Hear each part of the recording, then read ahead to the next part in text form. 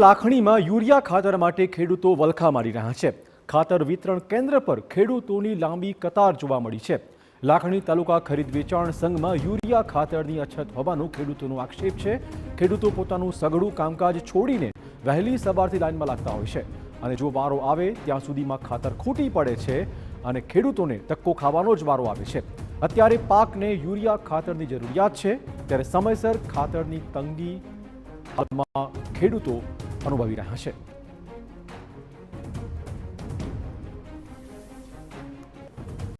નાખત પાકે ને શું પાકે સરકાર અમી વાટ દઈને બેઠા ભગવાન અમી બીજો અમારો આધાર છે નો સરકારનો છે। સરકાર આલે લ્યા હું છેલ્લા 3 દિવસથી સવારના વહેલા ગાડીઓના ભાડા ભાગીને લાઈનમાં સવારના 8 વાગ્યાથી સાંજે 5 વાગ્યા સુધી હોઈએ છીએ, પરંતુ અહીંયા લાખણી સંઘમાં ખાતર મળતું નથી અને ખાસ અમારે તંગી છે અહીંયા ખાતરની।